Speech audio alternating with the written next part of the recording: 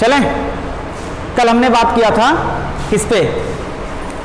कल हमारी बात हुई थी फोटो पीरियड। किस पे बात हुई थी? Photo period. बताओ, अगर क्रिटिकल पीरियड से ऊपर, क्रिटिकल फोटो पीरियड से ऊपर लाइट चाहिए, लॉन्ग डे प्लांट, अगर क्रिटिकल फोटो पीरियड से नीचे लाइट चाहिए तो कौन सा होगा?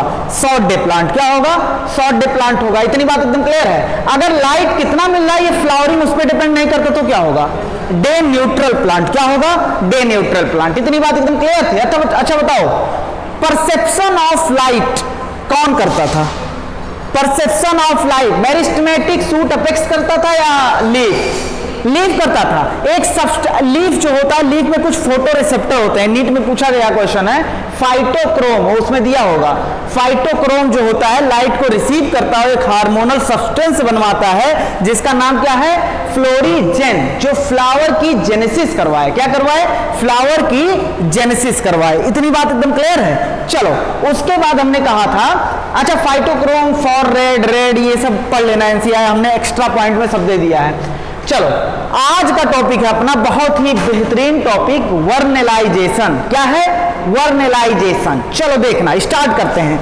अच्छा टॉपिक लगता है कि नहीं ये वर्नेलाइजेशन? चलो आज एकदम क्लियर कट बताएंगे क्या होता है वर्नेलाइजेशन। पूरा एनसीईआरटी में उतना लिखा नहीं ना, इसलिए हमारा ये टॉपिक उतना क्लियर नहीं हो पाता है। चलो, हाँ भैया, टॉपिक का क्या नाम है? हाँ, मुंह चलना चाहिए सबका।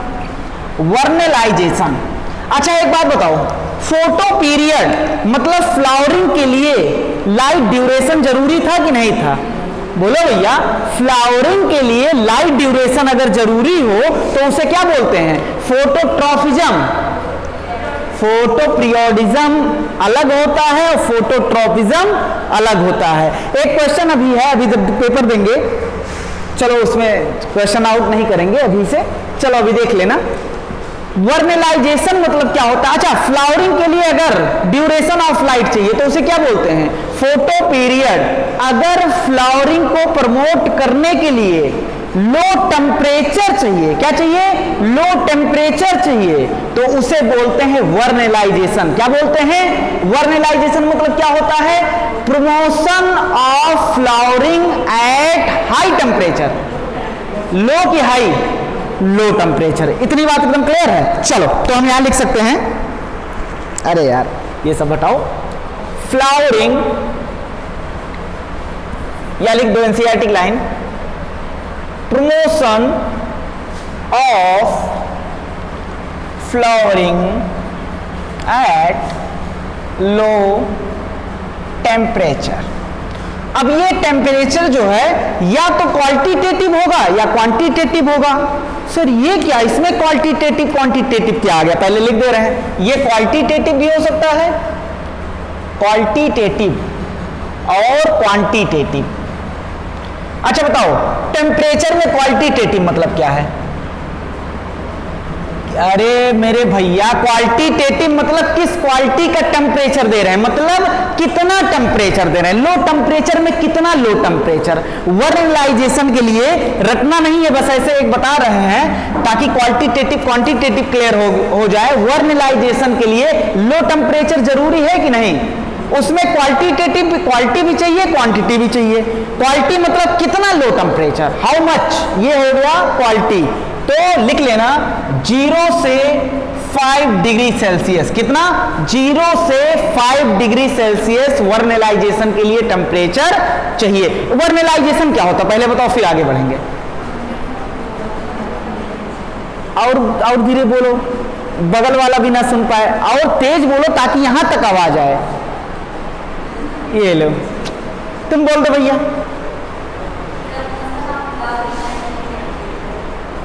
हिंदी में बोलो तो डिफिनीशन बोल दे रहे हो। फ्लावरिंग के लिए हमें लो टेम्परेचर चाहिए, बस बात खत्म। Promotion of flowering at low temperature, या लो टेम्परेचर अगर इंड्यूस कर रहा है, प्रेरित कर रहा है फ्लावरिंग को, तो उसे क्या बोलेंगे? वर्नेलाइजेशन। अरे भैया, ये पढ़ने से पहले डिफिनीशन तो क्लियर होना चाहिए, नहीं तो पढ़ते हुए चले गए, पता लगा ये सर वर्नेलाइजेशन क्या होता है, तो समझ रहे हो ना फिर बाद में। क्वालिटेटिव मतलब कितनी क्वालिटी का टेम्परेचर, मतलब हाउ मच, कितना टेम्परेचर दे रहे हैं। कितना टेम्परेचर दे रहे हैं, और क्वांटिटेटिव मतलब कितने देर तक दे रहे हैं, कितने समय तक दे रहे हैं। अब वर्नलाइजेशन के लिए हो सकता है कुछ दिन तक टेम्परेचर देना पड़े, हो सकता है कुछ दिन से कुछ सप्ताह, फ्यू डेज, हो सकता है फ्यू डेज तक temperature, few days to few week, हो सकता है कुछ दिनों में वर्नलाइजेशन हो जाए। टेम्परेचर क्या करना है, हम लो दे रहे हैं 0 से 5 डिग्री सेल्सियस, लेकिन अब लो देखो 0 से 5 डिग्री सेल्सियस दिया, तुरंत हटा लिया, ऐसा होना चाहिए ना, ऐसा होना चाहिए। अरे तुरंत थोड़ी ना हटाएंगे, कुछ दिनों के लिए देंगे ना, तभी तो क्वालिटेटिव और क्वांटिटेटिव। क्वालिटेटिव मतलब कितना डिग्री, क्वांटिटेटिव मतलब कब तक दे रहे हैं। इतनी बात एकदम क्लियर है, इसे जानते हो। वर्नलाइजेशन आज एकदम तुम्हारा मक्खन करके भेजेंगे। वर्नलाइजेशन जो होता है इसे कोल्ड ट्रीटमेंट भी कहा जाता है। क्या कहा जाता है, कोल्ड ट्रीटमेंट भी कहा जाता है, या चिलिंग ट्रीटमेंट बोल दो। क्या हमने बोला, कोल्ड ट्रीटमेंट, या अरे भैया 0 से 5 डिग्री सेल्सियस अगर बात हो रही है तो मतलब किस पे बात हो रही है, कोल्ड की बात हो रही है। इतनी बात एकदम क्लियर है। चलो अब वर्नलाइजेशन हमें पता चल गया कि लो टेम्परेचर पे हमें फ्लावर को इंड्यूस करना है, और वो लो टेम्परेचर क्वालिटेटिव भी होना चाहिए। क्वांटिटेटिव मतलब कितना टेम्परेचर दे रहे हैं 0 से 5 डिग्री सेल्सियस, और कितने दिन तक दे रहे हैं। इतनी बात एकदम क्लियर। अब बताओ, प्लांट में जब प्लांट पैदा होता है, फ्लावरिंग आने से पहले तक प्लांट का जर्मिनेट, एक सीड का जर्मिनेट होकर प्लांट बनना, फ्लावरिंग से पहले तक के स्टेज को वेजिटेटिव स्टेज बोलते हैं कि नहीं बोलते हैं। जब प्लांट में फ्लावर आ जाता है या फ्रूट आ जाता है तो उसे क्या बोलते हैं, रिप्रोडक्टिव स्टेज। क्या बोलते हैं भैया, रिप्रोडक्टिव स्टेज। तो हम लिख सकते हैं प्लांट पहले कौन सा स्टेज आता है, वेजिटेटिव स्टेज। क्या आता है, वेजिटेटिव स्टेज।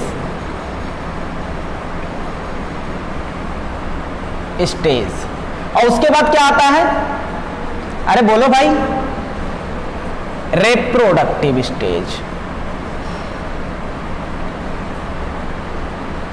अब देखो, वेजिटेटिव स्टेज और रिप्रोडक्टिव स्टेज, प्लांट में 2 स्टेज होता है, पहले वेजिटेटिव आता है, उसके बाद क्या आता है, रिप्रोडक्टिव स्टेज। सर ये वर्नलाइजेशन पढ़ा रहे हैं आप, भटक गए, वेजिटेटिव और रिप्रोडक्टिव। पहले माहौल तो बना दें ताकि बीच में वेजिटेटिव है तो हमें बताना ना पड़े वेजिटेटिव क्या होता है। चलो अच्छा बताओ, ऋतुएं कितनी होती हैं, 3, 5, बहुत सही। अरे 4 होते हैं भैया, 4 होते हैं। अभी क्या चल रहा है, अभी समर चल रहा है। क्या चल रहा है, समर। इसके बाद आएगा ऑटम, फिर आएगा विंटर, फिर आएगा स्प्रिंग। कितने ऋतुएं होते हैं, 4। कितने होते हैं भैया, 4। अगर यहां से स्टार्ट करें, जनवरी फरवरी मार्च से स्टार्ट करें, पहले क्या होता है, छोड़ो, हम कहां से स्टार्ट कर रहे हैं, स्प्रिंग से स्टार्ट कर रहे हैं। अरे स्प्रिंग मतलब बसंत होता है कि नहीं होता है। अरे जब सरसों के खेत में पीला पीला, हमें एक याद है, मार्च में शायद, या पता नहीं कब गए थे, इतना अच्छा उस दिन लगा था, ऐसे गए थे घूमने ऐसे, तो सरसों के खेत में पीला पीला सरसों था, हवा चल रहा था मस्त, इतना तो ठंडी ना तो गर्मी, सोचो कितना अच्छा लगेगा। तो वो होता है स्प्रिंग। और उसके बाद आता है जिसमें हम अभी हैं, समर। क्या आता है, समर। ये सब पता होना चाहिए भैया। उसके बाद फिर आता है ना तो ठंडी ना तो गर्मी वाला, ऑटम। क्या आता है, ऑटम।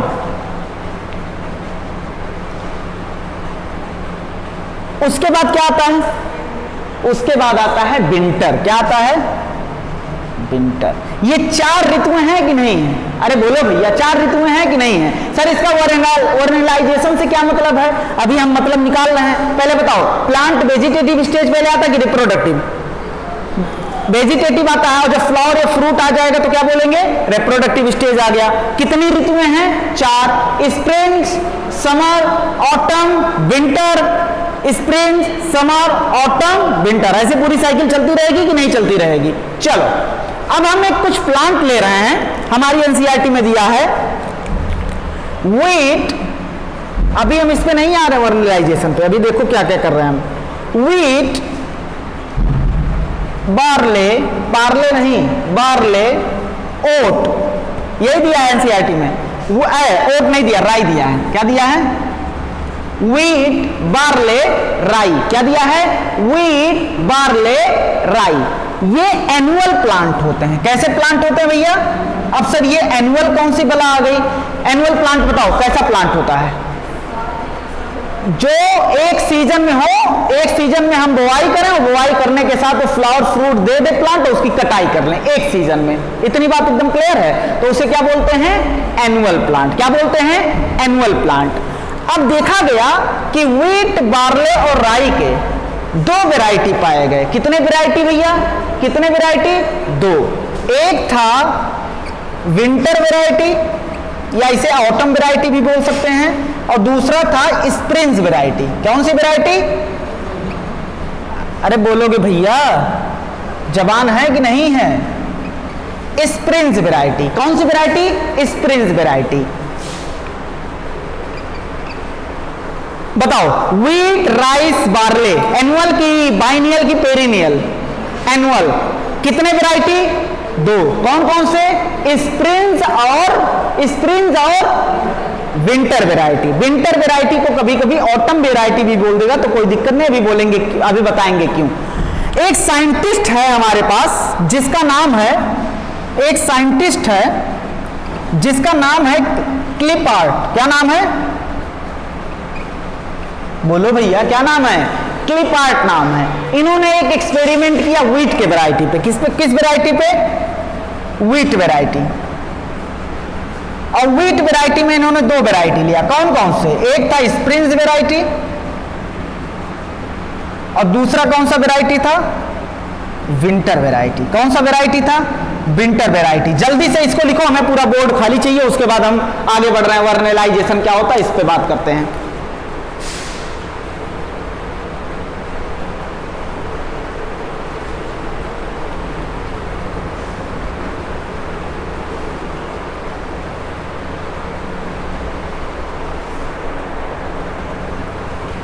जाके इसको नेट पे एक बार देख लेना, वर्नेलाइजेशन। इतने लोग इसको पढ़ाए हैं वर्नेलाइजेशन, अब पढ़ाए तो हैं, लेकिन अब क्या बताएं, सब अच्छा पढ़ाए हैं।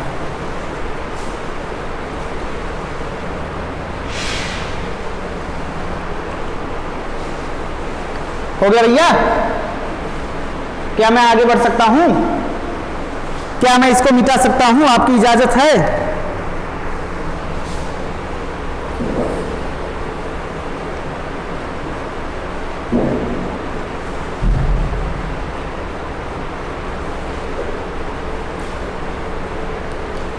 टेस्ट बड़ा मजेदार है, मजा आ जाएगा। 45 में 45 कर सकते हो आराम से। जो 45 में 45 किया, इनाम रखा गया है एक। अब वो इनाम मत पूछना क्या है, बताओ जल्दी जल्दी बताओ। वर्नेलाइजेशन को क्या कोल्ड ट्रीटमेंट भी बोल सकते हैं? अभी हमने बताया नहीं क्यों कोल्ड ट्रीटमेंट। अच्छा बताओ, प्रमोशन, वर्नेलाइजेशन मतलब क्या होता है? Promotion of flowering at low temperature. ये क्वालिटेटिव भी हो सकता है, क्वांटिटेटिव। क्वालिटेटिव मतलब कितना, क्वांटिटेटिव मतलब कितने दिन तक, कितने समय तक। प्लांट जो होता है वेजिटेटिव स्टेज होता है, उसमें रिप्रोडक्टिव स्टेज होता है। पहले वेजिटेटिव आता है, फिर रिप्रोडक्टिव आता है। सीजन कितने टाइप के होते हैं? 4 टाइप के। स्प्रिंग होते हैं, समर होता है, ऑटम होता है, विंटर होता है। क्या ये सही है? चलो, ओट, अच्छा यही एनसीईआरटी में यही दिया है ना, व्हीट, बार्ले, राई, ये क्या होते हैं? एनुअल प्लांट होते हैं। इसमें दो वैरायटी होती है, एक होती है स्प्रिंग वैरायटी, एक होता है ऑटम वैरायटी। उसके बाद सुनना, स्प्रिंग वैरायटी होता है, ऑटम वैरायटी होता है। साइंटिस्ट का नाम था क्लिपार्ट। क्या नाम था? क्लिपार्ट। उन्होंने क्या कहा? व्हीट वैरायटी और स्प्रिंग वैरायटी, व्हीट, उन्होंने किस पे रिसर्च किया? व्हीट पे। और उन्होंने कहा इसकी दो वैरायटी हैं। कितनी वैरायटी हैं? दो। एक है विंटर और एक है स्प्रिंग। क्या है? स्प्रिंग। इतनी बात एकदम क्लियर है? चलो इधर देखना, अगर हम बात करें, क्या साइंटिस्ट का क्या नाम था? क्लिपार्ट। क्या नाम था? अगर क्लिपार्ट भूल जाओ कोई बात नहीं। आओ बताओ, सीजन कितने टाइप के, कितने सीजन हैं? 5, 4। कितने होते हैं? 4। एक होता है ऑटम, दूसरा, अच्छा एक होता है ऑटम, इसे पतझड़ बोलते हैं क्या, और दूसरा क्या होता है, इसके बाद क्या आता है, विंटर ठंडी, उसके बाद क्या आता है, बसंत स्प्रिंग। इसका दायरा देखो कहां तक है, यहां तक है, यहां तक है। चलो इधर देखो, स्प्रिंग, यही तो नहीं मजा आता इसमें। उसके बाद क्या आता है भैया, समर आता है। क्या आता है, समर आता है। चलो ऑटम विंटर स्प्रिंग समर, अभी क्या चल रहा है, समर। इसके बाद क्या आएगा, इसके बाद क्या आएगा, ऑटम। अरे भैया समर चल रहा है तो समर के बाद एक पूरी साइकिल ऑटम, उसके बाद क्या आएगा, विंटर, उसके बाद क्या आएगा, स्प्रिंग। इतनी बात एकदम क्लियर है। नाम क्या था साइंटिस्ट का जो एक्सपेरिमेंट करने वाला है, क्लिपार्ट। कितने वैरायटी व्हीट के, वर्नलाइजेशन मतलब क्या होता है, वर्नलाइजेशन मतलब होता है, कल सुन लो, कल हमने क्या पढ़ाया था कि flowering duration of light induce कर रहा था फ्लावरिंग, उसे बोले थे फोटो पीरियोडिज्म, बोले थे कि नहीं। आज हम पढ़ रहे हैं कि फ्लावरिंग इंड्यूस कर रहा है लो टेम्परेचर, कल क्या था, ड्यूरेशन ऑफ लाइट, आज क्या है, low temperature. Low temperature promote कर रहा है फ्लावरिंग को, और उसी को बोलते हैं वर्नलाइजेशन। क्या बोलते हैं, वर्नलाइजेशन। इसको कोल्ड ट्रीटमेंट भी बोला जाता है। क्या बोला जाता है, कोल्ड ट्रीटमेंट। वर्नलाइजेशन का डेफिनेशन बताओ एक बार। फ्लावरिंग प्रमोट हो रहा है लो टेम्परेचर पर, बात खत्म। इतनी बात एकदम क्लियर। अब व्हीट के दो वैरायटी, एक होता है स्प्रिंग वैरायटी, एक होता है ऑटम वैरायटी। व्हीट राई बार्ले, इसके दो वैरायटी होते हैं, स्प्रिंग वैरायटी और ऑटम वैरायटी। अब सुनो पूरा, अब ये एक्सपेरिमेंट करने जा रहे हैं वर्नलाइजेशन कैसे लो टेम्परेचर पे फ्लावरिंग को इंड्यूस करता है। सुनो तब इधर हमने लिया विंटर वैरायटी। क्या लिया हम, दो वैरायटी है हमारे पास, एक है विंटर वैरायटी, एक है ऑटम वैरायटी। कौन सी वैरायटी है, autumn variety, sorry autumn variety नहीं, स्प्रिंग वैरायटी। ध्यान से सुनो इधर। अब उन्होंने क्या किया, विंटर वैरायटी को जानते हो कब लगाया जाता है, ये ऑटम में लगाया। कब लगाया, ऑटम मतलब विंटर से पहले। कब लगाया, विंटर से पहले। तो व्हीट, आराम से समझना इसको भैया, कहते हैं पूरे इतिहास, अभी कहोगे घमंड खाते हैं, लेकिन यार समझ रहे हो ना, वर्नलाइजेशन है, उसमें समझने वाला चीज है ना। वो एनसीईआरटी में लिख के कभी ना पढ़ के समझ पाओगे, है दम है इसमें। विंटर वैरायटी जो होता है, विंटर वैरायटी मतलब ऐसा व्हीट का दो वैरायटी है, विंटर वैरायटी और स्प्रिंग वैरायटी। विंटर वैरायटी वाले को हम प्लांट करेंगे ऑटम में। कब लगाएंगे इसको, कब लगाएंगे इसका सीड, ऑटम में। तो हम लिख दिए सीड प्लांटेड, मतलब हमने सीड को प्लांट कर दिया, खेत में लगा दिया। सीड को लगाएंगे तो थोड़ा सा उभार निकलेगा कि नहीं निकलेगा। अरे चना खाए हो, चना खाए हो कि नहीं खाए हो, चना 2 दिन रख दो तो उसमें उभार निकलता है कि नहीं, स्प्राउटिंग, अंकुरित हो जाता है कि नहीं हो जाता है। उस अंकुरित सीड को बोलते हैं सीडलिंग। क्या बोलते हैं, सीडलिंग। तो बताओ, ये हमने भैया जमीन में लगा दिया। कहां लगा दिया, जमीन में लगा दिया। लो इधर देखो, ये सीड हमने जमीन में लगा दिया। अब इस सीड फटेगा कि नहीं फटेगा, अंकुरण इसमें होगा कि नहीं होगा। तो लो भैया, सीड को हमने देखा, खाना पानी दिया इसको, थोड़ा सा क्या हो गया, सीडलिंग बना। क्या बना, सीडलिंग। सीड से उभरा हुआ पार्ट, अंकुरित पार्ट। सीड हमने, चना हमने डाल दिया, उससे अंकुरित हो गया चना, अब उसको सीडलिंग बोलेंगे। क्या बोलेंगे, सीडलिंग। तो इसको हम लिख सकते हैं भैया, क्या फॉर्मेशन हुआ, सीडलिंग। अब सीडलिंग से छोटा सा प्लांट बन जाएगा कि नहीं बन जाएगा। अब जानते हो, पूरे विंटर तक, पूरे विंटर में लो टेम्परेचर या हाई टेम्परेचर, अरे लो टेम्परेचर या हाई टेम्परेचर, लो टेम्परेचर, तो यहां इसका ग्रोथ जो है, इसे एक बड़ा सा प्लांट बनाना चाहिए था कि नहीं।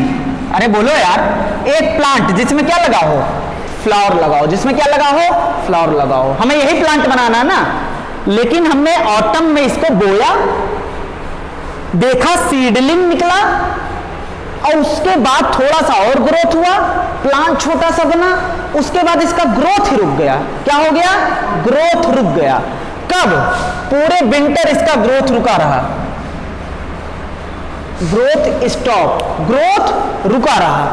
अब क्या हुआ, जैसे विंटर खत्म हुआ, मान लो यहां पर विंटर खत्म हो रहा है और स्प्रिंग आ रहा है, स्प्रिंग जैसे ही स्प्रिंग आएगा, जैसे ही स्प्रिंग आएगा तुरंत इसका ग्रोथ जो रुका हुआ था वो फिर से चालू हो जाएगा, ग्रोथ जो रुका हुआ था वो क्या हो जाएगा, फिर से चालू हो जाएगा। तो हम यहां लिख सकते हैं ग्रोथ रिज्यूम, रिज्यूम मतलब क्या होता है, फिर से चालू हो जाना। और इसी स्प्रिंग में आज अब ग्रोथ चालू हो गया, तो मतलब प्लांट धीरे धीरे बढ़ना स्टार्ट कर दिया। अब यहीं पर आता है, स्प्रिंग्स में आता है, इसमें डेवलप होगा फ्लावर एंड फ्रूट। क्या डेवलप हो गया भैया, फ्लावर एंड फ्रूट डेवलप हो गया। कहां, कब, ऑटम में।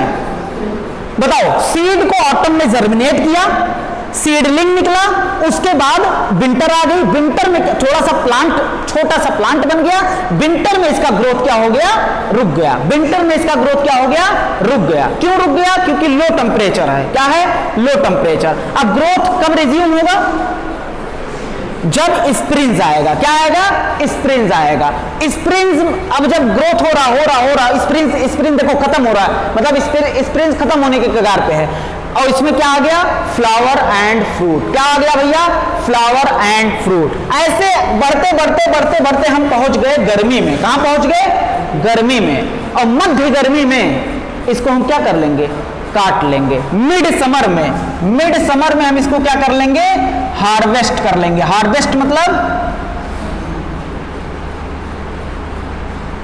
करने जाते हो कि नहीं कि उसमें अरे यार, गांव हम कभी अगर जिंदगी में रहे हो तो जाना पड़ता होगा, भले तुम MBBS बन जाओ, ये बन जाओ ना, जब घर पे जाओ कुछ बच्चे तो ऐसे छुट्टी में जाते हैं तो उनसे काम कराते हैं, कहते हैं सर भाग आए भैया, कब छुट्टी हुआ था, अभी छुट्टी हुआ था ना होली में, तो कुछ बच्चे गए थे, 1 हफ्ते छुट्टी हुआ था, भाग आए घर से। पूछो क्यों, अरे सर बड़ा काम करवाते हैं घर पे, यही काका देखो सही है, लड़का 1 हफ्ते के लिए गया घूमने तो उसे घूमने देना चाहिए। चलो इधर देखना, बताओ सीड को जर्मिनेट कब किया, जल्दी बोलो।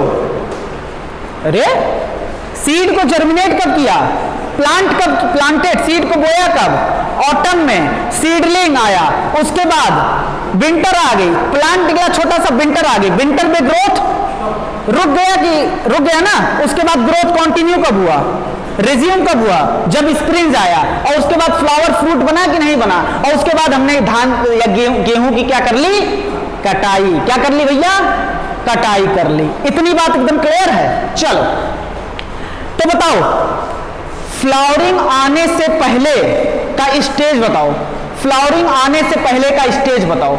वेजिटेटिव स्टेज होता है। क्या होता है, 2 स्टेज होते हैं, एक होता है रिप्रोडक्टिव स्टेज। जब देखो इंसान में भी 2 स्टेज होता है, जब उसका स्पर्म या ओवम बनने लगता है तो उसे बोलते हैं अब ये बंदा रिप्रोडक्टिव स्टेज में है। कब है, कहां चला गया, रिप्रोडक्टिव। उससे पहले वो किस में रहता है, प्लांट के लिए वेजिटेटिव वर्ड यूज किया जाता है। तो प्लांट में जब फ्लावर आ जाता है तो कह देते हैं भैया ये रिप्रोडक्टिव फेज में चला गया है। उससे पहले जो प्लांट रहता है उसे क्या बोलते हैं, वेजिटेटिव फेज में बोलते हैं। क्या बोलते हैं, वेजिटेटिव फेज। तो बताओ, ए भैया इधर देखो, यहां से लेकर इधर देखो, यहां से लेकर फ्रूट आने तक के फेज को क्या बोलेंगे, वेजिटेटिव फेज। फ्लावर फ्रूट आने से पहले तक के फेज को क्या बोलेंगे, भैया बोल दिया करो नहीं तो एक दिन दिमाग हमारा जाएगा सनक। Vegetative phase.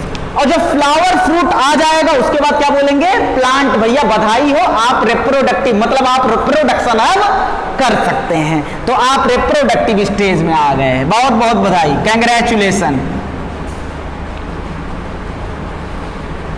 चलो अब ये कौन साइंटिस्ट है भैया, कौन साइंटिस्ट ये सब कर रहा है, क्लिपार्ट। कौन कर रहा है, क्लिपार्ट। अब देखो दूसरे वैरायटी का क्या नाम है, दूसरे वैरायटी का नाम है स्प्रिंज वैरायटी। क्या नाम है, स्प्रिंज वैरायटी।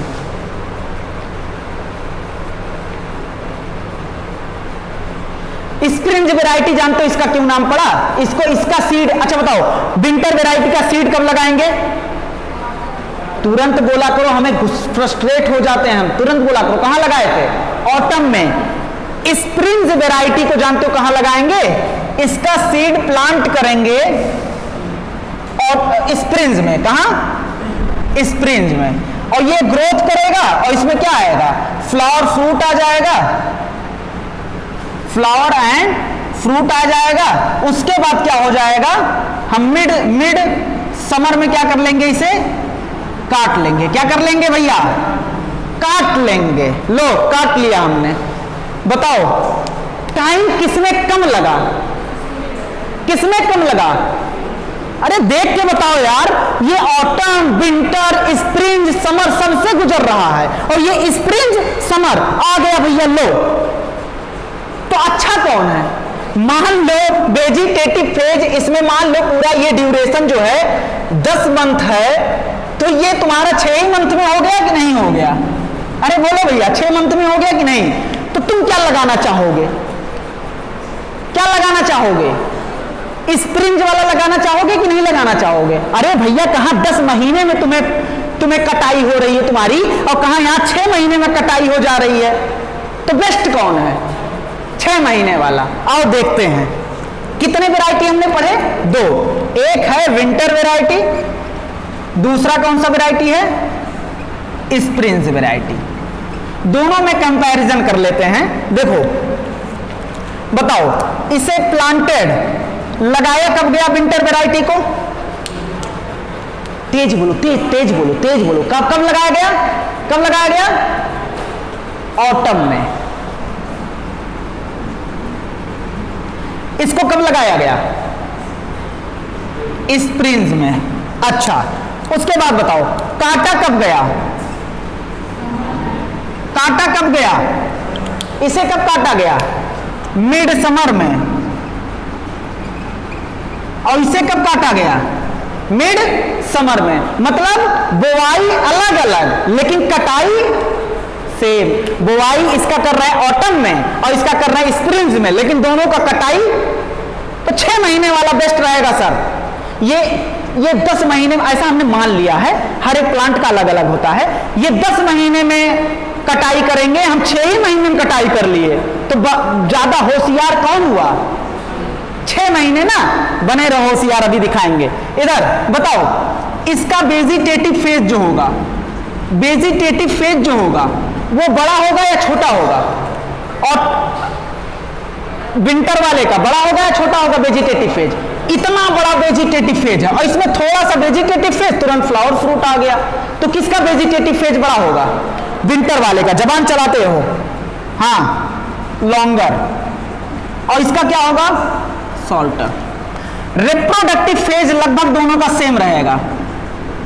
1 महीने, ये जो हमने यहाँ 5 महीने मान लो अगर वेजिटेटिव फेज था तो 5 महीने रिप्रोडक्टिव फेज लिया। यहाँ 5 महीने रिप्रोडक्टिव फेज और 1 महीने क्या लिया हमने? Vegetative phase. तो रिप्रोडक्टिव फेज दोनों का लगभग सेम रहेगा। हाँ, कितने लोग कह रहे हैं 6 महीने वाला अच्छा है? होशियार लोग बैठे हैं ना। चलो इधर देखना।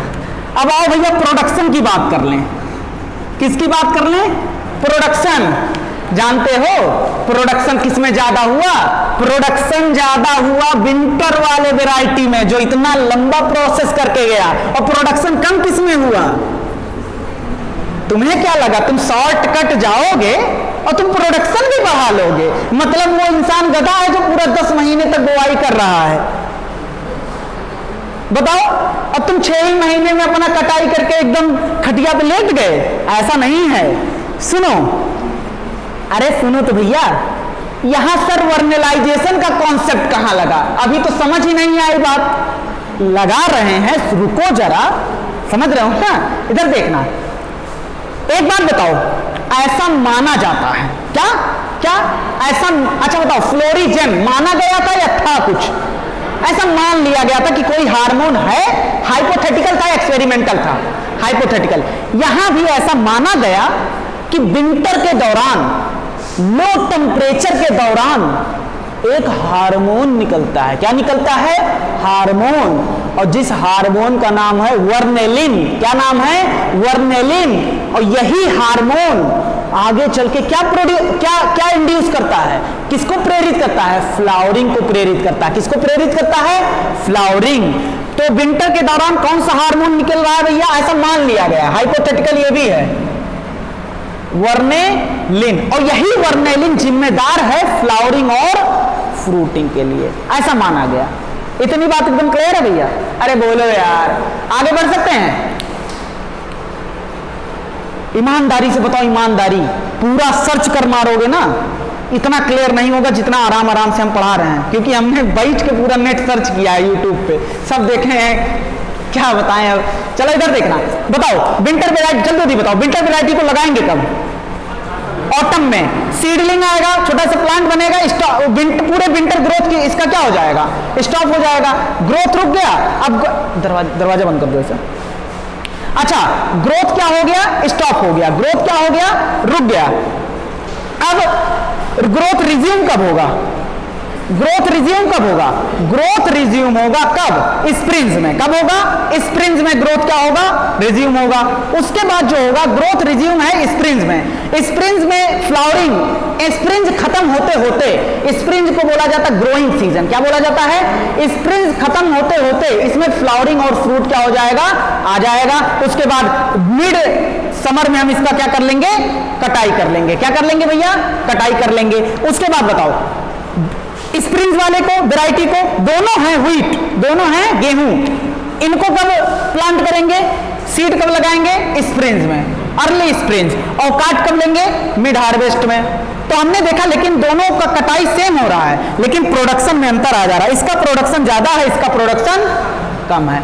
अगर तुम विंटर वैरायटी को, एनसीईआरटी में पूरी लाइन लिखी है, अगर तुम विंटर वैरायटी को, कौन सी वैरायटी को, विंटर वैरायटी को लगाना चाहो, अगर तुम विंटर वैरायटी को, जगह हमारे पास नहीं बचा, इधर देखना, अगर तुम विंटर वैरायटी का सीड, एकदम ऐसे ही लिखना जैसे लिखे हैं, इसका सीड प्लांट करो स्प्रिंज में, विंटर वाले वैरायटी का हमें कब करना चाहिए, विंटर वाले वैरायटी का ऑटम में, लेकिन हमने ऑटम में ना करके विंटर वाले वैरायटी का सीड किसमें किया, स्प्रिंग में। इसमें फ्लावरिंग नहीं होगी, ये फेल टू फ्लावरिंग, यहां लिख देना, फेल टू फ्लावर, यहां लिख दे रहे हैं हम, इसको एकदम जैसे हमने बनाया वैसे बनाना, फेल टू फ्लावरिंग। अगर फ्लावर मान लो गलती से आ भी गया तो ग्रेन नहीं आएगा। क्या नहीं आएगा, ग्रेन मतलब दाना, ग्रेन मतलब क्या होता है, फ्रूट नहीं आएगा। इतनी बात एकदम क्लियर है। बताओ ये भैया, विंटर वाले वैरायटी को स्प्रिंग्स में लगाएंगे तो क्या फ्रूट और फ्लावर आएगा, नहीं आएगा। क्यों नहीं आएगा, क्योंकि बताओ वर्नेलिन बनने के लिए विंटर चाहिए कि नहीं चाहिए, और क्या इसको विंटर मिला है, क्या इसको लो टेम्परेचर मिला है? अरे बोलो भैया, वर्नेलिन जो फ्लावरिंग को इंड्यूस कर रहा है, उसको वर्नेलिन बनने के लिए लो टेम्परेचर चाहिए कि नहीं चाहिए? क्या यहां लो टेम्परेचर इसको मिल पाया है? स्प्रिंग्स में तुमने बोया, और लो टेम्परेचर मतलब कितना, 0 से 5 डिग्री सेल्सियस। क्या स्प्रिंग्स में ये टेम्परेचर ऐसा कोई फिक्स नहीं है, 0 से 5 हमने एक बता दिया। तभी कहते हैं देखो ठंडी पड़ती है ना तो तुम्हें गुस्सा लगता है, लेकिन जो किसान होते हैं ना वो खुश होते हैं कि नहीं होते हैं? तुम्हें नहीं पता होगा शायद, ठंडी जब पड़े ना, अगर तुम किसान के सामने कह दिए यार पता नहीं क्या शीत पड़ रहा है, ठंडी पड़ रहा है, ये पड़ रहा है, वो पड़ रहा है, गुस्सा हो जाएगा, क्योंकि उसका फसल डिपेंड है किस पे, विंटर पे है कि नहीं है। तुम सब एक नंबर गधे हो, कुछ नहीं जानते, हमें सब पता है। इधर देखना, सीड को प्लांट किया, विंटर वैरायटी को प्लांट किया किसमें, ऑटम में, स्प्रिंग में, तो ये जर्मिनेट नहीं किया। कि इसका रीजन क्या दे सकते हो कि इसे लो टेम्परेचर मिला ही नहीं, तो वर्नेलिन बना ही नहीं होगा। इतनी बात एकदम क्लियर है। अच्छा, तुम्हारी चाहत क्या है, 6 महीने में कटाई करो या नहीं? अरे बोले भैया, चाहत बताओ अपनी। 6 महीने में कटाई करना चाहते हैं सर जी हम, तो हम कहेंगे 6 महीने ले जाओ ये वाले को, स्प्रिंग वाले को, प्रोडक्शन कम होगा। लेकिन तुम्हारी चाहत है कि कटाई हम 6 महीने में करें और प्रोडक्शन भी ज्यादा हो। अरे भाई चाहोगे कि नहीं चाहोगे, प्रोडक्शन हमें विंटर वाला मिल जाए और कटाई हमें स्प्रिंग वाला मिल जाए, मतलब 6 महीने में काटे और प्रोडक्शन हमारा विंटर जैसा हो। तो यहां पर जानते हो क्या किया जाता है, यहां पर कॉन्सेप्ट अब आता है वर्नेलाइजेशन का। क्या आता है? वर्नेलाइजेशन का। सुनो, अगर हम तुमसे कहें, क्या बोले तुमसे, उससे पहले तुम इसको लिख लो, दिमाग में क्वेश्चन रखना। हम इसी पे टॉपिक छोड़ रहे हैं, मतलब लिखो, उसके बाद कंटिन्यू करेंगे। हम इसी पे टॉपिक छोड़ रहे हैं, किस पे, मतलब इसी पे रुक रहे हैं कि अगर किसी भी तरीके से हमें 6 महीने में कटाई और प्रोडक्शन ज्यादा हो जाए, तो किसी भी तरीके से अगर विंटर वाला सीड कन्वर्ट हो जाए स्प्रिंग वाले में, तो दोनों की प्रॉपर्टी आ गई। विंटर वाली क्या प्रॉपर्टी थी? प्रोडक्शन ज्यादा, और स्प्रिंग वाली क्या थी? 6 महीने में कटाई कर लेंगे। तो अभी कन्वर्ट करते हैं, लिखो, इसको लिखो, हूबहू लिखना। नए कुछ लड़के लिख लेते हैं ना, कुछ लड़का लड़की सब लिख लेते हैं, उसके बाद कहते हैं सर ये क्या लिखाया था आपने, हम भी डाउट में आ जाते, ये हम ही ने लिखाया था क्या? तो ऐसे ही लिखना जैसे हमने लिखा है, क्योंकि एनसीईआरटी में सब लैंग्वेज में लिखा है।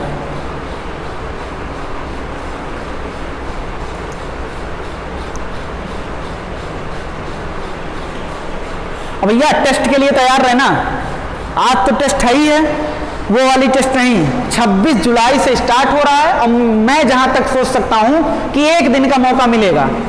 जहां तक हम शेड्यूल बनाएंगे ऐसा ही बनाएंगे, एक यूनिट और दूसरे यूनिट के बीच, 2 यूनिट के बीच में 1 दिन का मौका मिलेगा। कितने दिन का मौका मिलेगा? 1 दिन का मौका मिलेगा सिर्फ। और जब पूरे यूनिट खत्म हो जाएगा तो 3-4 दिन का मौका मिलेगा फर्स्ट एनसीईआरटी के लिए। उसके बाद ऐसे ऐसे बना के भेज देंगे, अभी कोई डेट फिक्स नहीं किया, लेकिन ऐसा ही बन पाएगा, क्योंकि 5 सितंबर को हमने छोड़ देना एकदम। जाओ,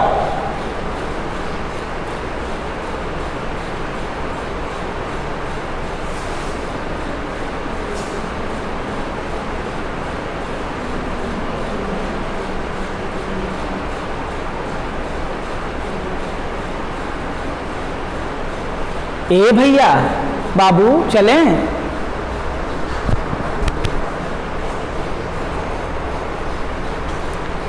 अरे यार जल्दी लिखो, अभी टेस्ट भी कराना है।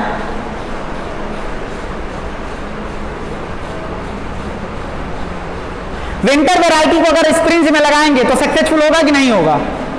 नहीं होगा। जल्दी बोला करो, नहीं होगा।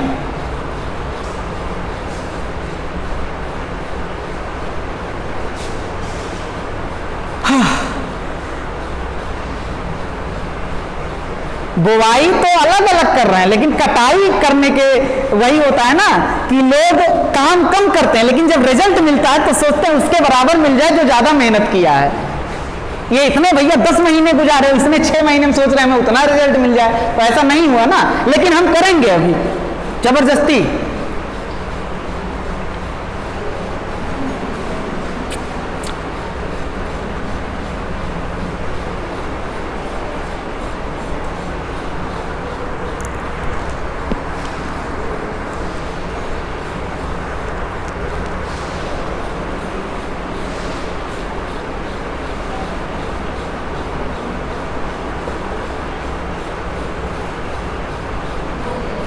हो गया?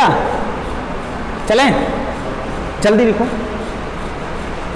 यही होता है, दो बोर्ड हम यूज, बिना एक बोर्ड पे हम कभी नहीं पढ़ा पाते, इसीलिए हम डिजिटल बोर्ड अगर पढ़ाना होगा, कभी मान लो ऐसा डिजिटल बोर्ड तो लाना ही पड़ेगा, तो एक नहीं 2 लाना पड़ेगा हमारे लिए। तो भैया 2 चाहिए, हम एक में पढ़ा ही नहीं पाते। बच्चा लिख दिए सर रुकिए, सर रुकिए, अब मिटा भी नहीं सकते।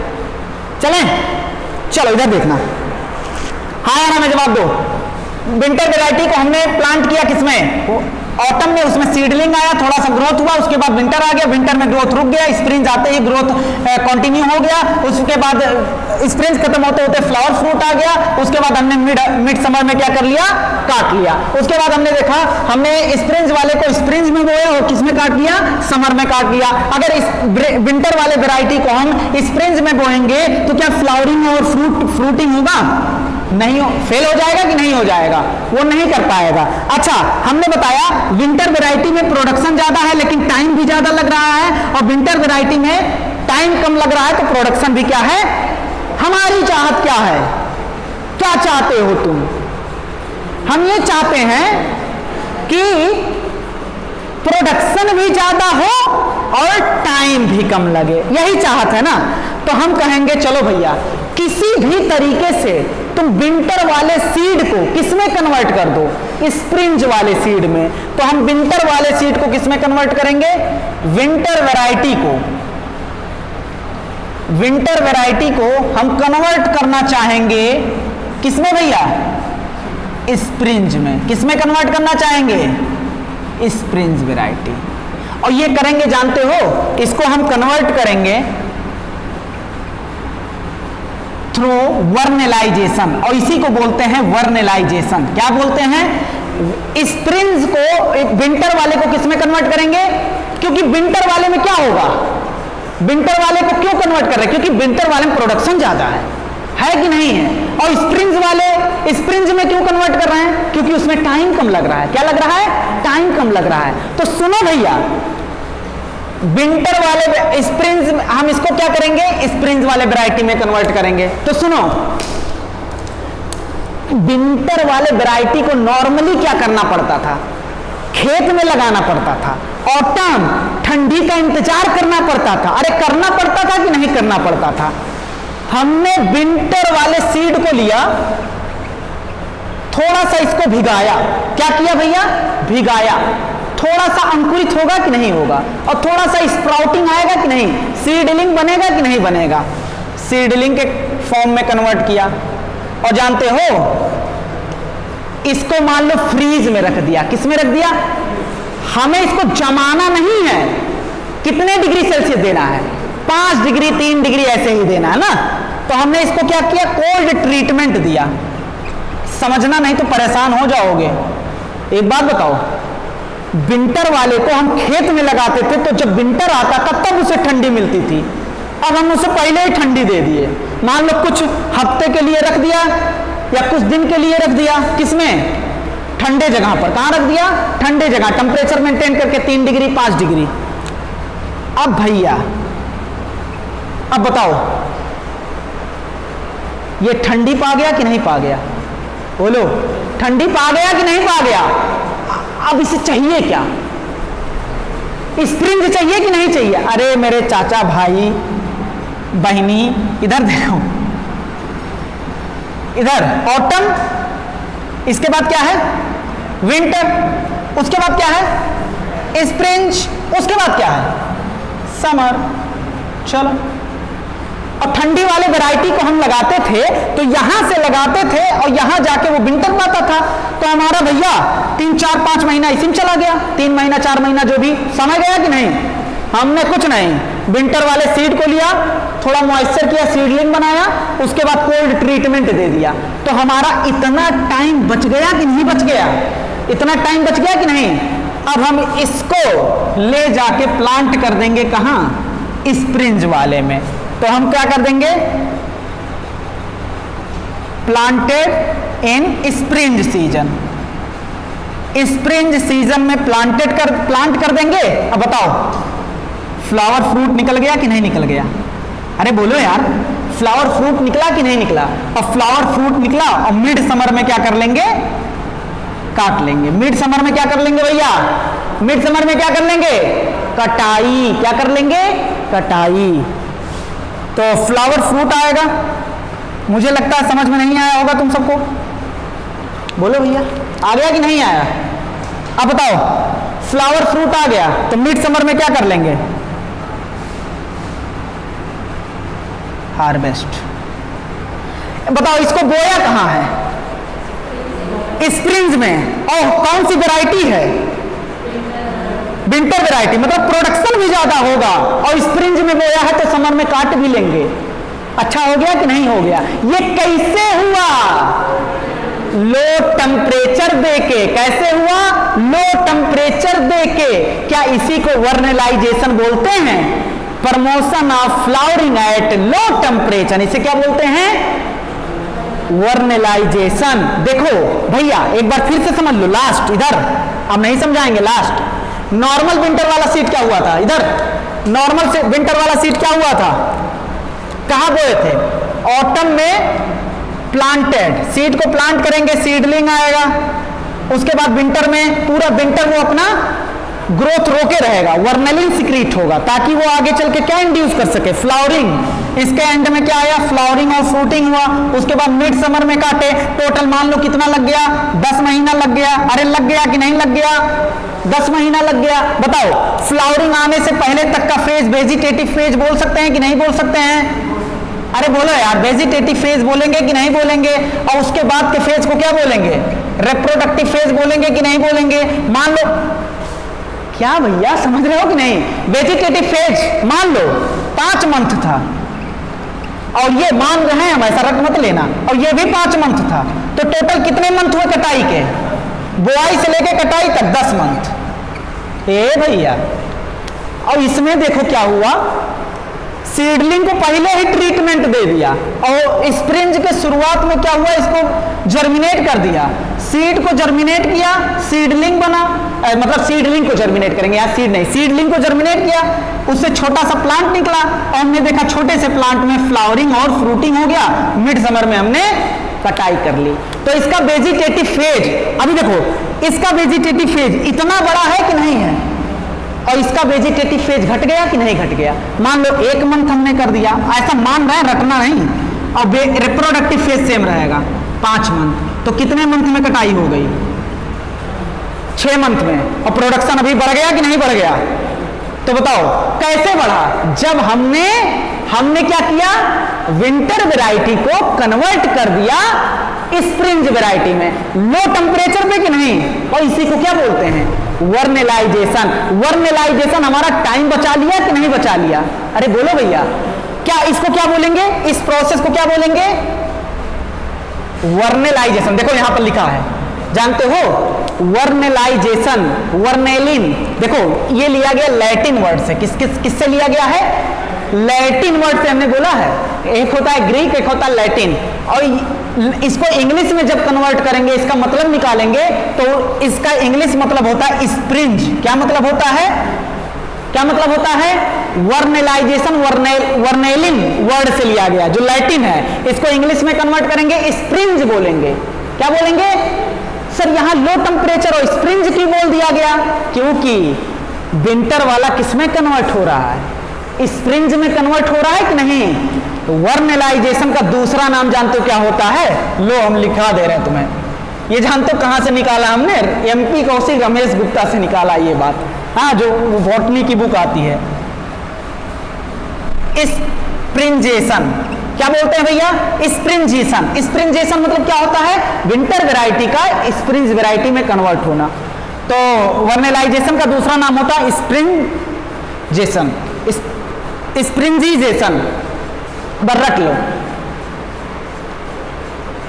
क्योंकि विंटर वाले को किसमें कन्वर्ट कर रहे हैं? स्प्रिंज में। बताओ वर्नेलाइजेशन का फायदा क्या हुआ, तुम बताओ, वर्नेलाइजेशन का फायदा क्या हुआ? टाइम बच गया, और उतने ही टाइम में प्रोडक्शन, लो टेम्परेचर से ट्रीटमेंट करेंगे कि नहीं करेंगे? अच्छा एक बात लिख रहे हैं, देखना हमें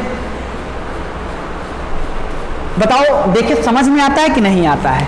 ये स्प्रिंजाइजेशन भूल जाओ, इधर देखो, यही लाइन जानते हो लोगों को परेशान कर देता है और छोड़ देते हैं लोग, बोलते ही नहीं ये लाइन। वर्नेलाइजेशन, बताओ वर्नेलाइजेशन रिप्रोडक्टिव फेज को रिड्यूस कर रहा है या वेजिटेटिव फेज को? वेजिटेटिव, अरे भैया देखो वेजिटेटिव को कम किया है ना, तो वर्नेलाइजेशन अगर करेंगे, कोल्ड ट्रीटमेंट अगर देंगे तो हमारा क्या कम होगा? वेजिटेटिव फेज कम होगा कि रिप्रोडक्टिव फेज? तो हम कह सकते हैं रिड्यूस द वेजिटेटिव फेज। ये तो एनसीईआरटी में नहीं लिखा, लेकिन इंपॉर्टेंट है। अब बताओ, लिखा है तो ये एनसीईआरटी में, सुनो, लिखा है वर्नेलाइजेशन प्रिवेंट। ये क्या लिखा है? वर्नेलाइजेशन जो है वो प्रिवेंट करता है। क्या प्रिवेंट करता है? सुनना, एनसीईआरटी खोलो 1 मिनट, लाइन देखो, वर्नेलाइजेशन जो है लिखा होगा प्रिकॉशियस। प्रिकॉशियस मतलब क्या होता है? समय से पहले, पहले इसको लिख दे रहे हैं, प्रिवेंट प्रिकॉशियस रिप्रोडक्टिव डेवलपमेंट। खतरनाक लाइन है, क्या कोई माइकल अभी ये समझा सकता है? प्रिकॉशियस मतलब होता समय से पहले, जो हमने बता दिया। कोई बता दे इनाम हमारी तरफ से। इस लाइन का मतलब हमने क्या लिखा है? वर्नेलाइजेशन प्रिवेंट करता है प्रिकॉशियस रिप्रोडक्टिव डेवलपमेंट। जाओ हमारी तरफ से इनाम, भव्य इनाम देंगे अगर बता देगा कोई। इस लाइन को एक्सप्लेन कर दो और तेज बोलो, और तेज। भैया एक माइक खरीद के ले आओ, तेज बोलो, बताओ क्या कहना चाह रही हो?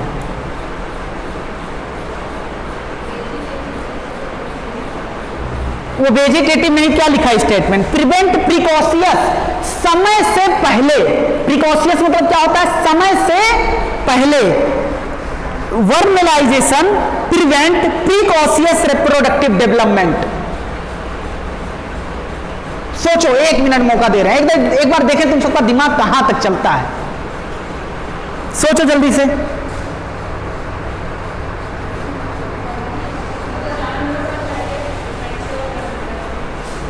वो तो आगे की लाइन बोल रही हो तुम।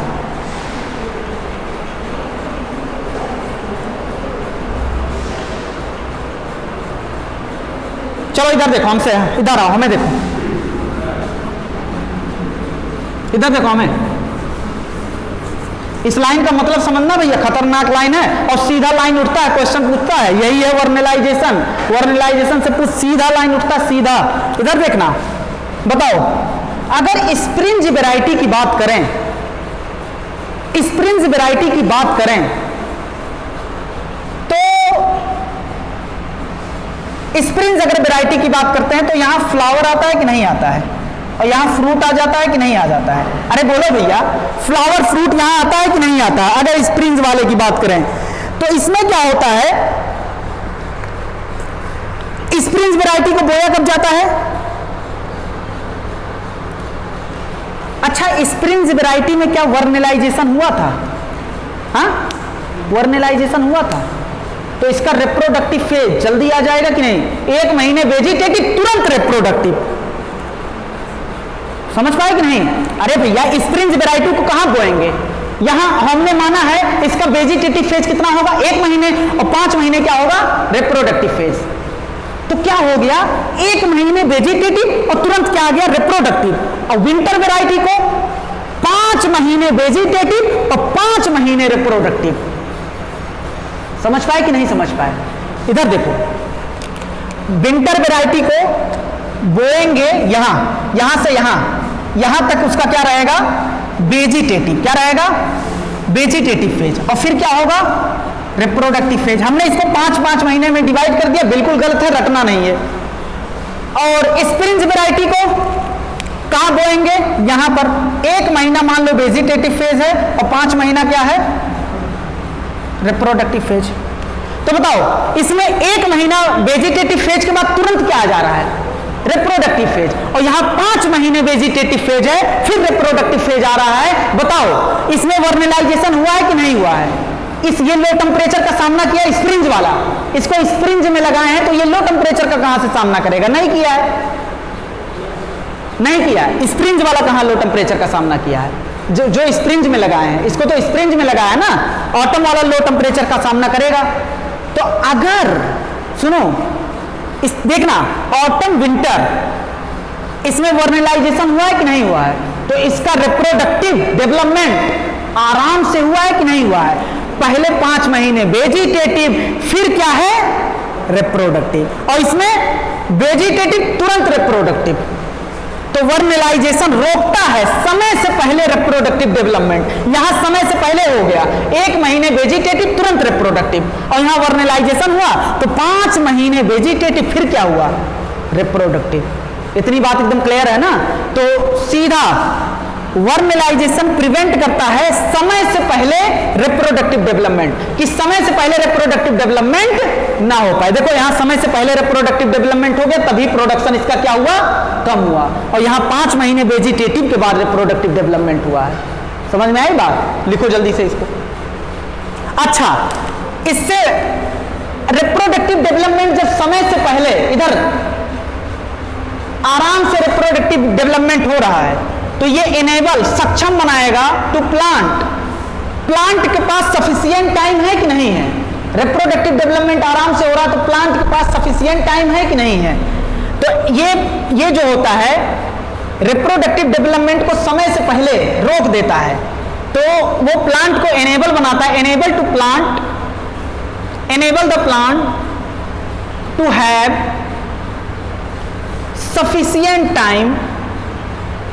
सफिशिएंट टाइम मिल जाता है उसे मैच्योरिटी तक पहुंचने के लिए, टू रीच मैच्योरिटी। पता लगा इसमें? ए भैया, प्लांट को जर्मिनेट किया और सही से अभी मैच्योर ही नहीं हुए थे और फ्लावरिंग आ गया। स्प्रिंज वाले में जर्मिनेट किया, इधर सीड को जर्मिनेट किया और इधर प्लांट बन गया, अभी ये मैच्योर ही नहीं हुए थे सही से और इसमें फ्लावरिंग आ गया। हम कहे वाह भैया वाह, बहुत अच्छा बात। इसमें क्या होगा? अब वर्नलाइजेशन होगा तो टाइम मिलेगा, प्लांट को क्या मिलेगा? टाइम मिलेगा। ये वर्नलाइजेशन एनेबल प्लांट को सक्षम बनाता है, उसके पास सफिशिएंट टाइम है। सीड बोया, सीडलिंग हुआ, प्लांट बना, ग्रोथ हुआ, फ्लावरिंग हुआ, फ्रूटिंग हुआ, मर गया। मर मतलब काट लिया हमने। तो बताओ, वर्नलाइजेशन प्रिवेंट करता है समय से पहले रिप्रोडक्टिव डेवलपमेंट, ताकि समय से पहले जब समय पर रिप्रोडक्टिव डेवलपमेंट होगा, अब मान लो 8 साल का लड़का उसमें स्पर्म प्रोडक्शन हो जाए, तो ये समय से पहले हुआ ना। बोलो भैया, तो समय से पहले जो चीज होगा वो अच्छा होगा। समय से पहले कोई भी चीज अच्छी, हर एक चीज का क्या होता है? समय आता है। हर एक चीज का क्या होता है भैया? समय आता है। इतनी बात एकदम क्लियर है? लिख लो इसको जल्दी से।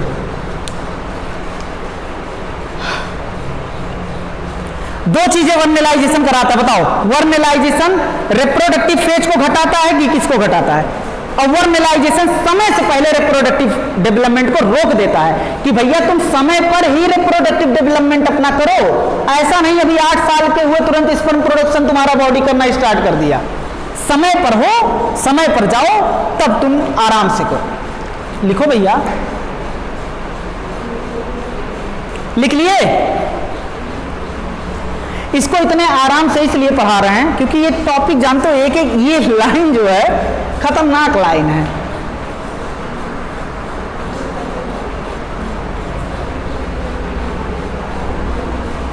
ए भैया, एनुअल मतलब क्या होता है? क्या? हाँ, कोल्ड ट्रीटमेंट क्या?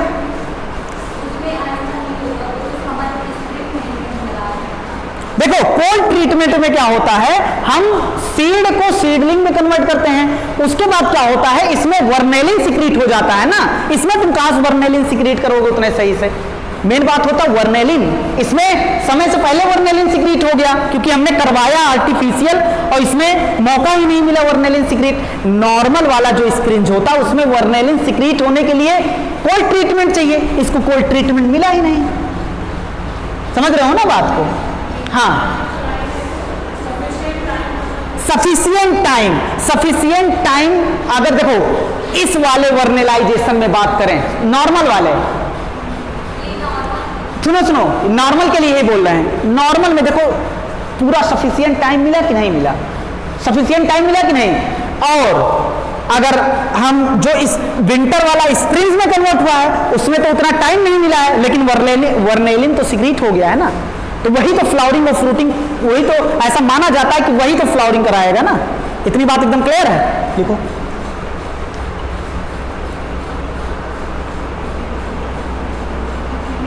ये ज्यादा देखो, ये नॉर्मल प्लांट में एकदम समझ में आ जाएगा, लेकिन अब तुम्हारा क्वेश्चन ये है सर इसके लिए समझाओ, ये भी तो कम समय में हो रहा है ना, तो इसमें तो वर्नेलिन हम सिक्रीट कर दे रहे हैं ना, तो इसे टाइम नहीं मिल रहा है, लेकिन वो बन जा रहा है ना जो फ्लावरिंग कराने के लिए चाहिए हमें। इतनी बात एकदम क्लियर है ना? लिख लो इसको। कुछ लोग को लगेगा सर कितना कॉम्प्लेक्स कर दिया। अबे भैया कॉम्प्लेक्स नहीं, यही है।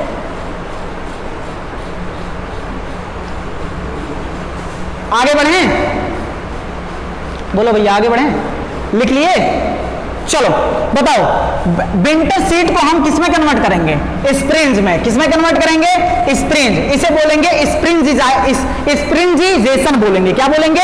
या स्प्रिंजिजेशन या वर्नेलाइजेशन। अच्छा बताओ, उसको क्या विंटर वेराइटी को क्या देना पड़ेगा?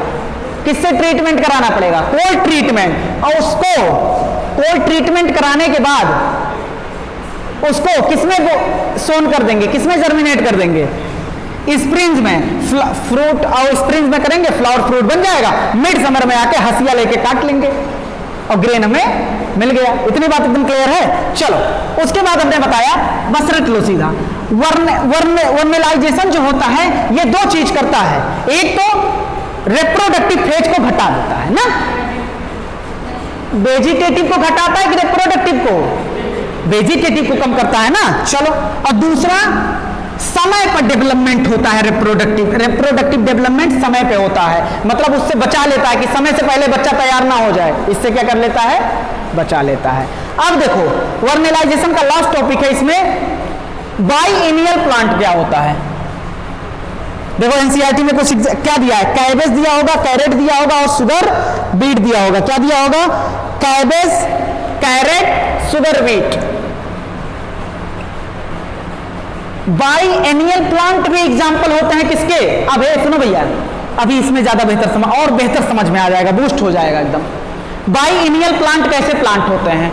एनुअल प्लांट मतलब ऐसा प्लांट जिसमें एक सीजन में बोआई और कटाई सब कर लें। बाइएनियल प्लांट ऐसा होता है कि इसे दो सीजन चाहिए होते हैं। एक सीजन में हम बोआई करेंगे, मतलब पूरे सीजन भर बोआई नहीं करेंगे, दो सीजन चाहिए होते हैं इसको पूरा कंप्लीट। कितने सीजन चाहिए होते हैं? दो सीजन। तो बताओ बाइएनियल प्लांट को कितने सीजन रिक्वायर्ड है? 2 सीजन रिक्वायर्ड। और एनुअल प्लांट को ऐसा पढ़ा दिया जाता है कि एनुअल प्लांट मतलब 1 साल चाहिए और बाइएनियल मतलब कितना? बाई मतलब 2, तो मतलब इसे 2 सीजन चाहिए। और जानते हो ए भैया, जैसे ही प्लांट जर्मिनेट करेंगे तुरंत फ्लावर निकल जाएगा, तुरंत फ्रूट निकल गया, खाओ। पहले वेजिटेटिव फेज आएगा ना, तो इसका फर्स्ट सीजन जो होता है, फर्स्ट सीजन में आता है क्या? Vegetative phase. क्या आता है? Vegetative phase. और सेकेंड सीजन में आता है, बात नहीं 1%, सेकेंड सीजन में आता है फ्लावर। अब बताओ ये क्या जिंदगी भर जिंदा रहेंगे? मर जाएंगे एक दिन, काट लेंगे हम, मर गए भैया सेकंड सीजन में। फर्स्ट सीजन में बोआई किए, इनका वेजिटेटिव फेज, वेजिटेटिव डेवलपमेंट हुआ, सेकंड सीजन में फ्लावरिंग हुआ और ये क्या हो गए भैया? हमने गए काट लिए इनको। टोटल हम मान ले भैया, हाथ जोड़ रहे हैं, पैर जोड़ रहे हैं, देख लो पैर भी जोड़ लिया हमने, हाथ पैर दोनों जोड़ रहे हैं कि भैया हम यहाँ जो डाटा लिख रहे हैं 5 मंथ 1 मंथ, इसको मानना नहीं है। हर एक प्लांट के लिए मेरे भाई अलग अलग होता है कि नहीं? मान लो वेजिटेटिव 12 मंथ के लिए था और रिप्रोडक्टिव कितना था? 12 मंथ के लिए, मतलब 2 साल। टोटल हमें ये प्लांट पाने में हमें टोटल कितने साल लगेंगे? 24 मंथ। बताओ। और इसका एग्जाम्पल जानते हो क्या है? इस चौक जाओगे सुन के। इसका एग्जाम्पल है बाइएनियल प्लांट का। बाइएनियल प्लांट को मोनोकार्पिक प्लांट बोलते हैं। मोनो मतलब जो जिंदगी में एक बार फ्लावर दें, उसे क्या बोलेंगे? Monocarpic plant. Monocarpic plant. इसका एग्जाम्पल जानते हो क्या है? कैबेज। कैबेज मतलब क्या होता है? बंद गोभी या फूल गोभी? पत्ता गोभी बोलते हैं इसे। क्या बोलते हैं? पत्ता गोभी। इसका एग्जाम्पल होता है कैबेज। उसके बाद एक एग्जाम्पल बताओ, शुगर बीट। उसके बाद एक एग्जाम्पल और बताओ, कैरेट। क्या दिया है? कैरेट। अब बताओ, गाजर तुम्हें 2 साल में मिलता है कि बारहमासी मिलता है? अरे बारहमासी कहाँ मिलता है? वो सीजन में एक बार आता है ना। और यहां कितने सीजन लग रहे हैं? गाजर इसके हिसाब से या पत्ता गोभी इसके हिसाब से 2 सीजन में 2 साल में एक बार दिखना चाहिए था कि नहीं दिखना चाहिए था? लेकिन हर सीजन में मिलता है, हर सीजन में मिलता है भैया। ऐसा क्या हो गया? तो यहां कॉन्सेप्ट आया वर्नेलाइजेशन। क्या आया? वर्नेलाइजेशन। हमने क्या किया? इसके सीड को लिया और लो टेम्परेचर पे ट्रीटमेंट करा दिया, लो टेम्परेचर, और इसका वेजिटेटिव फेज घट जाएगा कि नहीं घट जाएगा? वेजिटेटिव फेज मान लो 2 मंथ हो गया और रिप्रोडक्टिव फेज अभी 12 मंथ रहा। टोटल अब कितने मंथ में मिल जाएगा हमें? 14 मंथ में हमें ये मिल जाएगा। इतनी बात एकदम क्लियर है? अरे जब वर्नलाइजेशन कराएंगे लो टेम्परेचर तो वेजिटेटिव को क्या कर दिया था? कम हुआ था कि नहीं? और रिप्रोडक्टिव उतना ही रहेगा। तो अब बताओ 24 मंथ की जगह कितना? अब मार्केट से इसका तुलना ना करने लगना, हमने पहले ही हाथ जोड़ लिया भैया, ये हमने माना है, यहाँ तुम 10 मंथ मान सकते हो, 8 मंथ मान सकते हो, समझ रहे हो ना? तो अब टाइम रिड्यूस हुआ कि नहीं हुआ? किसकी वजह से? वर्नलाइजेशन की वजह से। तो बाइनियल का वर्नलाइजेशन का एग्जाम्पल है कि नहीं एग्जाम्पल है? छाप लो जल्दी से, खत्म वर्नलाइजेशन।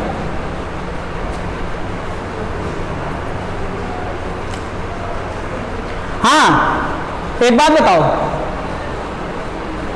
लाइट ड्यूरेशन को परसीव कौन कर रहा था? महसूस कौन कर रहा था? लीफ या सूट अपेक्स? लीफ। और कितने लोग दौड़ में थे? 2 लोग। कितने लोग पे शक था में? 2 लोग, या तो सूट अपेक्स में मेरिस्टेमेटिक सेल या तो लीफ। लेकिन कौन सक्सेस हुआ था? ये एक्सपेरिमेंट द्वारा बताया गया था। लेकिन इसमें जो होता है परसेप्शन ऑफ 1 घंटा में लगता है वर्नलाइजेशन में लगा है। परसेप्शन, तुम सब ऐसे हो ना, बोलते हो नहीं। परसेप्शन ऑफ क्या? Low temperature. भैया कोई ना कोई प्लांट में होगा जो लो टेम्परेचर को महसूस कर रहा होगा ना, ये होता है मेरिस्टेमेटिक सेल। कौन होता है? Meristematic cell. और एक तुम्हारे एक्स्ट्रा पॉइंट में लिखा होगा, कल अगर तुम्हें पढ़ा हो, अगर वर्नलाइजेशन को रिप्लेस किया जा सकता है जिब्रेलिन द्वारा, यह आया हुआ क्वेश्चन है, जितने भी उसमें क्वेश्चन है ना सब आए हुए क्वेश्चन है प्रीवियस ईयर के, लेकिन वो बहुत पुराने क्वेश्चन है इसलिए हमने कंटेंट में नहीं पढ़ाया।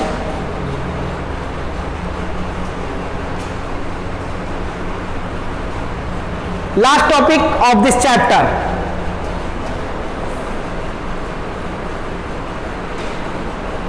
चल रहा है ना ये। अभी एक तो बवाल हमें रूम पे जाके बनाना पड़ेगा, कल वाला वीडियो, कल वाला भी कहाँ बनाया? तुम सब पढ़ लिए, अब वो बेचारे जो ऑनलाइन पढ़ रहे हैं वो कैसे पढ़ेंगे?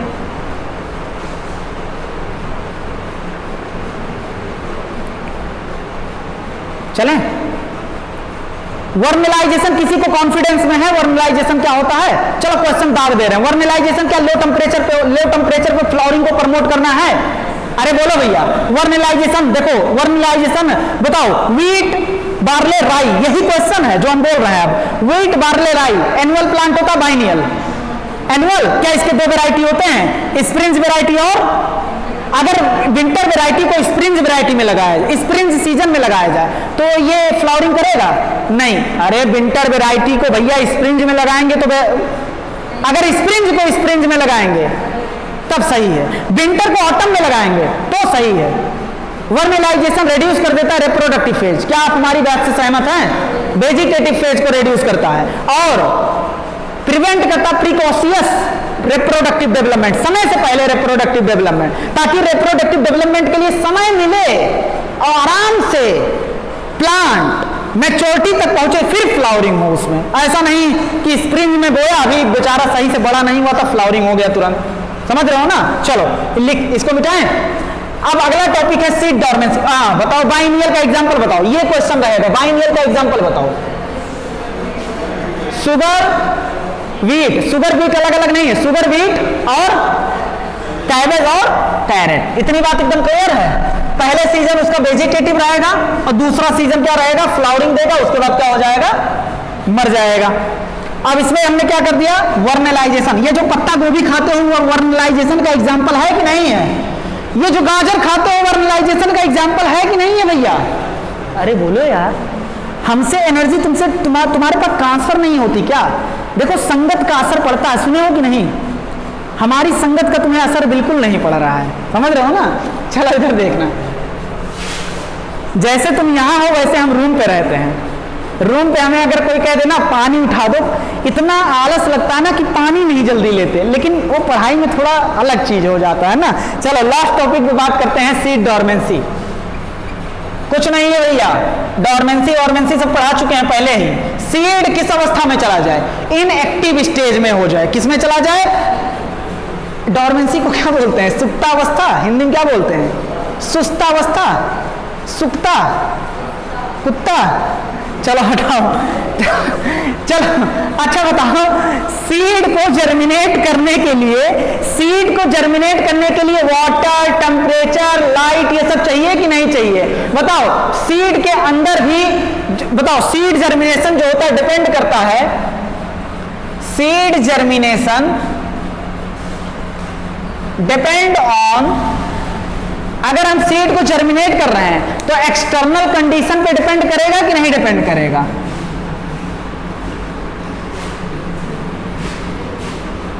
और बताओ इंटरनल कंडीशन पे भी डिपेंड करेगा कि नहीं? अरे यार हमारा ग्रोथ, प्लांट का ग्रोथ कैसा होगा वो बाहर के वातावरण पे डिपेंड करता है, प्लांट के अंदर क्या है वो उस पर भी डिपेंड करता है कि नहीं? प्लांट का जेनेटिक मटेरियल ही बेकार है, कह रहा है तुम बड़े हो ही नहीं सकते, क्या प्लांट बड़ा हो सकता है? प्लांट में हार्मोन ही नहीं निकल रहा है, क्या प्लांट बड़ा हो सकता है? बोलो भैया, बोलो बोलो, तेज बोलो, बढ़ेंगे नहीं। हो सकता है कि नहीं हो सकता है? और तेज बोलो, हो सकता है कि नहीं हो सकता है? तेज बोलो, तेज। हाँ चलो इधर देखना, तो मतलब अगर सीड को भी जर्मिनेट कर रहे हैं तो सीड के अंदर का कंडीशन और वातावरण का कंडीशन पे डिपेंड करेगा इसका जर्मिनेशन कि नहीं? इंटरनल कंडीशन, इंटरनल कंडीशन मतलब सीड के बाहर या सीड के अंदर? सीड के अंदर, विद इन सीड। सीड के अंदर मतलब उसका सीड कोट कैसा है, कहीं बहुत ज्यादा हार्ड सीड कोट तो नहीं है? हार्ड सीड कोट होगा तो सीड जर्मिनेशन नहीं हो पाएगा।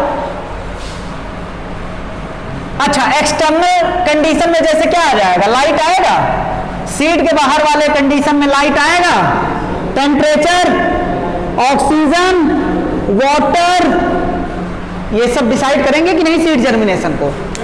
हाँ हाँ, न्यूट्रिएंट भी ले लो भैया। चलो इधर देखना, चना खाओ जिंदगी में कभी? नॉर्मल सीड जो होता है, चना जब तुम तोड़ के लाते हो तो वो अपने अंदर क्या करता है? चेंजमेंट करता है। क्या करता है? चेंजमेंट। और वो अपने अंदर से सारा पानी गायब कर देता है कि नहीं कर देता है? अरे बोलो यार, पेड़ पे लगा चना में पानी होता है, ज्यादातर ज्यादा पानी होता है, जो सूखा चना होता है उसमें बहुत कम पानी होता है, तो डिहाइड्रेशन होता है कि नहीं होता है इसमें? अब बताओ, बोरे में पड़ा चना, बोरे में पड़ा चना, बोरे में पड़ा चना, बोरे में पड़ा है, और वो क्या बोरे में रहते रहते प्लांट बना देगा? तो मतलब जो हरा चना था वो अब चने के कलर का हो गया। चना किस कलर का होता है? ब्राउन। चलो उस कलर का हो गया, तो वो चना जो हरा था वो एक्टिव था, लेकिन अब ये चना जो भूरा हो गया है, ब्राउन हो गया, ये इनएक्टिव हो गया कि नहीं हो गया है? इनएक्टिव हो गया। लेकिन अब तुम वही बोरे से चना निकाल, प्लांट पे लगा था, अपने अंदर चेंजमेंट लाया, डिहाइड्रेशन किया, ताकि वो क्या कर सके? सरवाइव कर सके। इनएक्टिवेट हो गया, इनएक्टिव हो गया। लेकिन अगर तुम इसे लाइट दे दो, टेम्परेचर दे दो, वाटर दे दो, ऑक्सीजन दे दो, तो फिर से एक्टिव हो जाएगा कि नहीं हो जाएगा? फिर से एक्टिव हो जाए।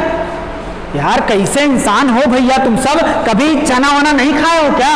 बोरे में रखा रहता चना, पानी में भिगा दो, वहां छिड़क दो जमीन पे, प्लांट निकल जाता है। तो चना पहले नॉर्मल सीड था, उसमें चेंजमेंट आया, डिहाइड्रेशन किया अपने अंदर, इनएक्टिव हो गया। और हमने सब कुछ एक्सटर्नल कंडीशन, ये कौन सा कंडीशन है? एक्सटर्नल कंडीशन हमने सही किया, फिर से एक्टिव हो गया। लाइट दिया, टेम्परेचर दिया, वाटर दिया, ऑक्सीजन दिया, फिर से क्या हो गया? एक्टिव हो गया। लेकिन कुछ सीड ऐसे होते हैं ना जो external condition, light, temperature, water, O2 देने के बाद भी नहीं एक्टिव होते, और उसी सीड को कहा जाता है कि ये सीड कौन सा सीड है? डॉर्मेंट सीड है। कौन सा सीड है? डॉर्मेंट सीड है। कैसा, देखो ये जो सीड इनएक्टिव हुआ है, इसको अगर light, temperature, water, oxygen, external condition दे दिया जाए तो ये एक्टिव हो जाएगा कि नहीं। लेकिन कुछ सीड ऐसे होते हैं, certain seed fail to germinate करना मतलब फेल हो जाते हैं जर्मिनेशन में, fail to germinate even if, यहां तक कि अगर एक्सटर्नल कंडीशन को अगर फेवरेबल भी कर दिया जाए तो, एक्सटर्नल कंडीशन को फेवरेबल करने पर भी जो सीड जर्मिनेट ना हो, लाइट दे दिया, टेम्परेचर दे दिया, मिट्टी दे दिया, ऑक्सीजन दे दिया, वाटर दे दिया, फिर भी जर्मिनेट नहीं हो रहा है, तो उसे बोलेंगे वो सीड कैसा है, डॉर्मेंट सीड है, और उस सीड को बोलेंगे ये डॉर्मेंसी में चला गया। कहां चला गया है, डॉर्मेंसी में चला गया है। इतनी बात एकदम क्लियर है। बताओ सीड जर्मिनेशन, जल्दी जल्दी बोलो यार, तो जल्दी जल्दी हम बड़ा करें, टाइम ले लेते हो हमारा। सीड जर्मिनेशन कितनी बातों पे डिपेंड करता है, दो एक्सटर्नल कंडीशन पे डिपेंड करता है कि नहीं करता है, इंटरनल कंडीशन पे डिपेंड करता है कि नहीं होता है, करता है। लेकिन कुछ सीड ऐसे होते हैं जो एक्सटर्नल कंडीशन फेवरेबल करने पर भी जर्मिनेट नहीं होते, उन सीड को क्या बोला जाता है, डॉर्मेंट सीड, या बोला जाता है सीड डॉर्मेंसी। अब लिखते हैं रीजन फॉर डॉर्मेंसी, इसको लिखो जल्दी से। नॉर्मल सीड में ऐसा नहीं होता, नॉर्मल सीड इनएक्टिव हो जाता है, एक्सटर्नल कंडीशन अच्छा दे दो एक्टिव हो जाता है। लेकिन डॉर्मेंट सीड क्या होता है, एक्सटर्नल कंडीशन, इवन यहां तक कि एक्सटर्नल कंडीशन फेवरेबल करने पर भी ये जर्मिनेशन में फेल हो जाते हैं। तो ऐसे सीड को क्या बोला जाता है, ऐसे सीड को बोला जाता है डॉर्मेंट सीड। जल्दी से लिखो, मैं पूरा बोर्ड खाली चाहिए, उसके बाद खत्म करते हैं ये, उसके बाद टेस्ट लेते हैं।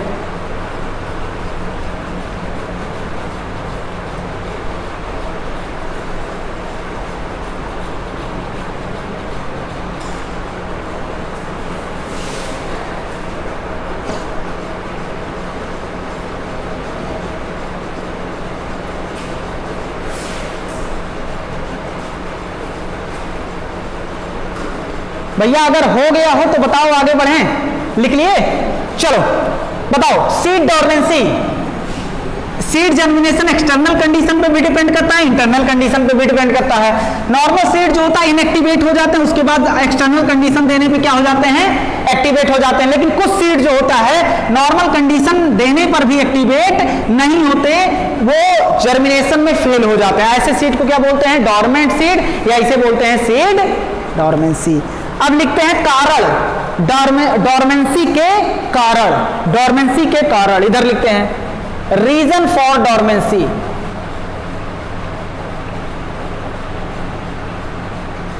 और एक तरफ लिखते हैं ओवरकम बाय, एक तरफ हम लिखते हैं method to overcome dormancy.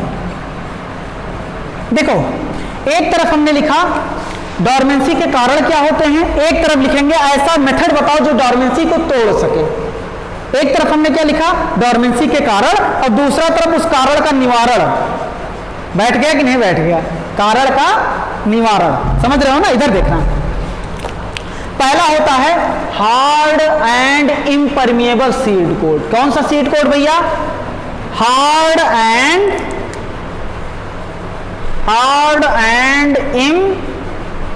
Impermeable seed code. बताओ सीड कोड भैया बहुत हार्ड, चना तुम्हारा बहुत हार्ड है, तो बताओ वो अंकुरित हो पाएगा, अंकुरित हो पाएगा नहीं, अंकुरित नहीं हो पाएगा तो क्या प्लांट बन पाएगा, नहीं बन पाएगा। जल्दी मुंह हिलाया करो भैया सब लोग। अच्छा, अगर बहुत इम्परमिएबल मतलब आना जाना बंद, अगर चने में ऑक्सीजन वाटर अंदर नहीं आ रहा है, न्यूट्रिएंट अंदर नहीं जा रहा है, तो क्या चना ग्रोथ कर पाएगा, नहीं, तो मतलब ये डॉर्मेंसी के कारण हो गए। और अगला कारण होता है प्रेजेंस ऑफ केमिकल इनहिबिटर। कुछ इनहिबिटर होते हैं जो सीड डॉर्मेंसी को क्या करते हैं, प्रमोट करते हैं। एक तुम बताओ, एक हमने बताया है डॉर्मेंसी को कौन इनहिबिट करता है, प्रमोट करता है, ऐसा इनहिबिटर बताओ जो डॉर्मेंसी को प्रमोट करता है। एब्सिसिक एसिड करता है कि नहीं करता है। चलो तो पहला हमने दे दिया एब्सिसिक, अब्बा जी एब्सिसिक एसिड। अगला हमने लिखा तुम्हारे सामने फेनोलिक एसिड, क्या नाम है? अगला है पैरा एस्कॉर्बिक एसिड। ये सब रटना है। अगर ये केमिकल सीड के अंदर है तो सीड को जर्मिनेट नहीं होने देंगे। तो अगला कारण है ये सीड डॉर्मेंसी का। अब फिर अगला कारण लो हमारे सामने, अगला कारण तुम्हारे सामने पेश करते हैं, इमैच्योर एम्ब्रायो। कौन सा चोर? Immature embryo. अगर एम्ब्रायो किसी तरीके से मैच्योर ही नहीं हो रहा है तो बताओ सीड जर्मिनेट कर पाएगा? बोलो भैया बोलो। ऐसा लगता है 5 साल के थके हुए तुम ही सब हो। सीड 3 रीजन बताओ डॉर्मेंसी के, जल्दी जल्दी बताओ फिर आगे बढ़ेंगे। नहीं आगे बढ़ेंगे, इसे 5 बजे तक लेक्चर चलेगा। बताओ 3 डॉर्मेंसी के 3 कारण। Hard and impermeable seed coat. कौन सा? Hard and impermeable seed coat. अगर सीड के ऊपर एक कोट होता है कि नहीं होता है? मेरे भैया चना खाते हो, कुछ लोग इतने सत्यार इंसान होते, चना ऐसे एक चना लेंगे, फोड़ेंगे, छिलका फेंकेंगे, फिर खाएंगे। ऐसे लोग भी पाए जाते हैं इस पृथ्वी पर। ये पृथ्वी उन लोगों को भी झेल रही है जो एक एक चना खाते हैं और उसके बाद चना का छिलका उधर फेंकते हैं। हमने देखा भैया रूम पे इतना छिलका फेंका हुआ है, हम कहे भैया 2-3 घंटा तो इसमें आप बिताए होंगे। अरे यार चलो, शौक होता है अपना अपना। अब बताओ चलें भैया? चलो चलें। अगला, इस मेथड को कैसे ब्रेक किया जाए, कैसे डॉर्मेंसी तोड़ा जाए, उसके लिए मेथड यहां पर है। अच्छा, कोई सीड हार्ड है, कोई सीड क्या है? हार्ड है, तो इसको जानते हो। अगर तुम्हें ब्रेक डाउन करना है सीड कोट का, मेरे भाई बच्चों बाबू भैया सुनो, ये मान लो क्या है सर? उल्टा दिल है। अब है उल्टा दिल नहीं, चना है ये। उसमें क्या है? हार्ड सा मान लो सीड कोट है। तो बताओ, अब बताओ ये बहुत हार्ड है, ऐसा चने में नहीं होता है, लेकिन बहुत हार्ड सीड कोट है। तो बताओ इसमें सीडलिंग निकल पाएगा? और सीडलिंग नहीं निकलेगा तो सीडलिंग से ही क्या पूरा प्लांट निकलता है? इसी चने से नहीं निकल पाएगा। तो कैसे भी करके अगर सर इस सीड कोट को ब्रेक कर दिया जाए, क्या कर दिया जाए? तोड़ दिया जाए। तो सुनो, break down of seed coat. Seed coat को अगर ब्रेक डाउन कर दिया जाए, देखो तरीका होता है बाय यूजिंग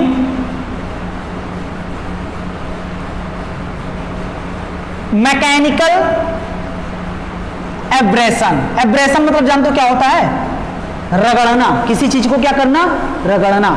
मैकेनिकल एब्रेशन के द्वारा नाइफ का यूज करके, जैसे मैकेनिकल एब्रेशन किसके वजह से आ सकता है? जैसे हमने नाइफ का यूज कर लिया, चक्कू से भैया सीड कोट को काट दिया। ये चने पे अप्लाई मत करना, नहीं परेशान हो जाओगे, कहोगे सर कितना चना हम चक्कू से काटेंगे ना। देखो नाइफ से हम क्या कर सकते हैं? उसको काट सकते हैं सीड कोट को। उसके बाद हम क्या कर सकते हैं? अगला है, एक हो गया नाइफ, दूसरा हो गया विग्रस सेकिंग। चने को हम क्या करेंगे? सीड है, अरे किसान लोग देखो बोरा कभी कभी ऐसे हिलाते हैं, नहीं देखे हो ना? कोई बात नहीं, हमने चने को लिया, चना हार्ड था, या मान लो ऐसे ऐसे बोतल में रखा, हिला दिया भैया, विग्रस सेकिंग। सीड कोट फट जाएगा कि नहीं फट जाएगा? और सीड कोट अगर फट गया तो सीडलिंग निकल जाएगा और प्लांट जर्मिनेट कर जाएगा। विग्रस सेकिंग। एक और बताओ कोई एनसीईआरटी में क्या है? हाँ, सैंड पेपर से, रेगमार सुने हो? रेगमार से हमने रगड़ दिया, उनकी कठोरता कट गई कि नहीं कट गई? सब लिखा है एनसीईआरटी में। सैंड पेपर, बताओ कितने तरीके से एब्रेशन क्रिएट किया जा सकता है मैकेनिकल? या तो चक्कू लेके सीड कोट काट दो, या तो बहुत से विग्रस सेकिंग, बहुत सेक करो उसको, उसके बाद सैंड पेपर लेके हार्ड सीड कोट को क्या कर दो? तोड़ दो। तो ये हो गया ये कौन कर रहा है? इसमें इंसान चाहिए कि नहीं चाहिए? ये हो गया मैन मेड तरीका। मैन मेड मतलब आर्टिफिशियल तरीका, इंसान द्वारा बनाया गया तरीका। एक नेचुरल तरीका होता है सीड कोड ब्रेक करने का। क्या होता है? नेचुरल तरीका। जैसे मान लो ये बहुत कठोर थे अपने आप में, हम कहें बहुत कठोर हो क्या? कहें हाँ, कहें कितना? कहें बहुत। हमने इस पे ले जाके माइक्रोब्स डाल दिया। क्या डाल दिया? माइक्रोब, छोटे छोटे माइक्रोब डाल दिया, और ये माइक्रोब उनका गैस सेलुलोज खा लिया और सेलुलोज को तोड़ दिया। बताओ इनकी जितनी कठोरता थी सब, अब उसके आगे लड़के जो बोलते हैं वही हम बोलना चाह रहे थे लेकिन निकल नहीं रहा, वो सब बेकार हो गया कि नहीं बेकार हो गया। चलो, तो यूजिंग माइक्रोब्स। अच्छा, कभी देखे हो सांड को? देखे हो सांड को? वो जैसा अमरूद खाता है फिर थोड़ा वैसा ही, मान लो क्या खाया? तरबूजा खाया या पपीता खाया या कुछ भी सीड खाया, तो उसने क्या किया? खाया, उसके पेट में गया वो सीड, भैया क्या एसिड गिरेगा कि नहीं? अरे भैया पूरा एसिड गिरेगा कि नहीं? तो उसका सीड को टूट गया और वो जाके निकाल दिया, और जहां निकाला वहां पपीता पेड़ खड़ा हो गया। हम कहे यहाँ कैसे खड़ा हो गया? तो लगा हाँ यहाँ गाय आया होगा या सांड आया होगा। समझ रहे हो ना? पपीता खाया मतलब दिया, पपीता एक एग्जाम्पल ले रहा है, उसका सीड कोट हार्ड नहीं होता। मान लो सांड आया, यहां पपीता खाया, पपीता गिरा था और गया दूर एकदम, और उसका सीड कोड भैया जब पेट में जाएगा उसके, देखो पता नहीं कैसा मुंह बना रहे हो तुम सब, सीड कोड जब उसके पेट में जाएगा तो ब्रेक डाउन होगा। अब भैया सीड कोड ब्रेक डाउन हो गया, सीडलिंग निकल जाएगा, और सीडलिंग निकल गया तो भैया भरभरा के प्लांट निकल जाएगा। तो ये बताओ ये इंसान द्वारा तरीका है कि ये नेचुरल है?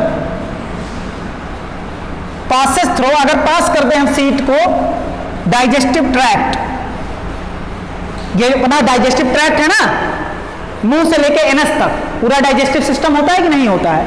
Digestive tract, alimentary canal, passes through digestive tract. अगर हम सीड को डाइजेस्टिव ट्रैक्ट के द्वारा पास कर दें, किसके डाइजेस्टिव ट्रैक्ट? एनिमल के डाइजेस्टिव ट्रैक्ट, तो उस सीड कोड क्या हो जाएगा? ब्रेक हो जाएगा, उसमें सीड जर्मिनेशन हो जाएगा। ये इंसान करा रहा है या शैतान? ना तो इंसान करा रहा ना शैतान करा रहा है, ये नेचुरल तरीका है। क्या है? नेचर करा रहा है, और ये इंसान करा रहा है, नेचुरल तरीका है। भैया अब सुनो भैया, इनमें क्या था? केमिकल बैठे हुए थे, कहे एब्सिसिक एसिड ने कहा हम तुम्हें जर्मिनेट नहीं होने देंगे, तो हमने इसका उल्टा एंटागोनिस्टिक ले आया। क्या? Gibberellic acid. क्या ले आया? Gibberellic acid. एबीए जर्मिनेट नहीं होने दे रहा था और जिब्रेलिक एसिड जर्मिनेट, तो यहां अप्लाई किया हमने केमिकल इस सीड पे। ऐसा सीड जो डॉर्मेंसी में था, उस पर लगा दिया हमने, अप्लाई किया केमिकल। कौन सा केमिकल? जैसे जिब्रेलिक एसिड, जिब्रेलिन से लिख दो यार। उसके बाद एक दिया एनसीईआरटी में और, क्या? नाइट्रेट। क्या हो गया? नाइट्रेट हो गया। एक और दिया एथाइलिन। बताओ सीड डॉर्मेंसी को प्रमोट कौन कर रहा है? Abscisic acid, phenolic acid, para ascorbic acid. और इनहिबिट कौन कर रहा है सीड डॉर्मेंसी को? जिब्रेलिन्स, नाइट्रेट और एथाइलिन। जिब्रेलिन्स, नाइट्रेट और एथाइलिन। इतनी बात एकदम क्लियर है? चलो अब अगला तरीका होता है, सुनो, चिलिंग। चिलिंग मतलब क्या? चिलिंग मतलब क्या? सीड को चिल कर दो। क्या कर दो?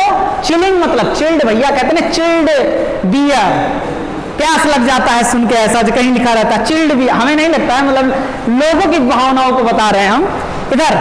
उसके बाद क्या? अगर एक इन्वायरमेंटल कंडीशन में वो सीड डॉर्मेंसी में है तो उसका इन्वायरमेंटल कंडीशन क्या कर दो? चेंज कर दो। इन्वायरमेंटल कंडीशन क्या कर दो? चेंज कर दो। चेंजिंग इन्वायरमेंटल कंडीशन, जैसे लाइट चेंज कर दो, टेम्परेचर उसे अलग दे दो, तो हो सकता है वो डॉर्मेंसी उसका टूट जाए और वो क्या हो जाए? जर्मिनेट हो जाए। क्या कर जाए भैया? जर्मिनेट कर जाए। इतनी बातें एकदम क्लियर है? अरे बोलो भैया, इतनी बातें एकदम क्लियर है डॉर्मेंसी का? अच्छा, डॉर्मेंसी मदद करता है स्टोरेज में। क्या मैं ये कह सकता हूं अगर सीड इनएक्टिव ना होता तो चना आज स्टोर ना होता, इसको स्टोर करके रख ना पाते? क्या इंसान को स्टोर करके रख पाओगे? अरे भैया मर जाएगा। क्या हो जाएगा? लेकिन चना डोरमेंसी में चला जाता तो उसका स्टोरेज हो सकता है। तो डोरमेंसी के कई सारे फायदे हैं ना, बता दो। उसके बाद टेस्ट स्टार्ट करते हैं सीधा, बताओ टेस्ट स्टार्ट, बताओ रीजन बता दो, 3 रीजन। इधर हमें देखो, हमें इधर हमें सब लोग इधर देखो, 3 रीजन बताओ डोरमेंसी के। पहला बोलो भैया, पहला hard and impermeable seed coat. दूसरा क्या होता है, केमिकल इनहिबिटर जैसे एब्सिसिक एसिड, पैरास्कॉर्बिक एसिड और फेनोलिक एसिड। तीसरा इमैच्योर एम्ब्रायो। बताओ, बहुत सारे तरीके हैं सीड डोरमेंसी को तोड़ने का। पहला तरीका हम क्या कर रहे हैं, उसमें मैकेनिकल एब्रेशन, उसको रगड़ेंगे। क्या करेंगे, ताकि सीड को टूट जाए। अब वो रगड़ना हम नाइफ द्वारा भी कर सकते हैं, एब्रेशन क्रिएट कर सकते हैं, सैंड पेपर द्वारा, और विगरस सेकिंग, बहुत तेज से हिलाने से। उसके बाद नेचुरल तरीका बताओ, माइक्रोब्स का यूज करके। उसके बाद क्या, डाइजेस्टिव ट्रैक्ट से पास करवा के। चिलिंग तरीका क्या है, चिल कर दो उसको पूरा, उसका इन्वायरमेंट चेंज करो। अगर उस किसी इन्वायरमेंट में डोरमेंसी में है तो उसका इन्वायरमेंट क्या कर दो, चेंज कर दो। इतनी बात एकदम क्लियर है। उसके बाद क्या है, केमिकल जैसे एथाइलिन डाल दो, जिब्रेलिन डाल दो, नाइट्रेट डाल दो। ये सब है कि नहीं है? चलो, इतनी बात एकदम क्लियर है। तो आज की बात यहीं तक करते हैं। धन्यवाद।